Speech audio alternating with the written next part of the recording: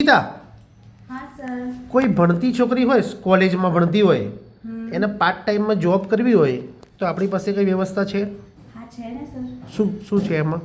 આપણે એમાં ટેલિકોલિંગનું કામ કરી શકીએ છીએ. હા. પછી કોઈને કોમ્પ્યુટર આવડતું હોય તો MS એક્સેલમાં બી કામ છે. Okay okay. અને એના માટે ક્યાં આવવાનું? એના માટે આપણી પાસે છે એડ્રેસ હમ. ફિમેલ માટે.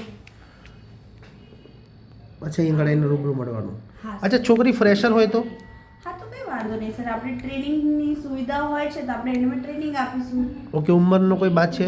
ઉંમરનું બી કંઈ લેવા દેવા નથી સર આમાં. ઓકે, એજ્યુકેશન સાથે કોઈ લેવા દેવા ખરો? હા, એજ્યુકેશન મિનિમમ 10 પાસ હોવું જરૂરી છે. ઓકે ઓકે ઓકે, ઠીક છે. અને ઓફિસનો ટાઈમિંગ?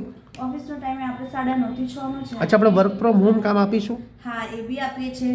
કોઈ સ્કૂલમાં હોય, અધરવાઇઝ 10 પાસ હોય, 12 પાસ હોય, કોલેજ કરતી હોય, જે ભણતી બી છોકરી હોય, હાઉસવાઈફ બી હોય, એ લોકો બી આપણી ત્યાં આપણે એમના પાર્ટ ટાઈમ બી આપણે આપીએ છીએ વર્ક.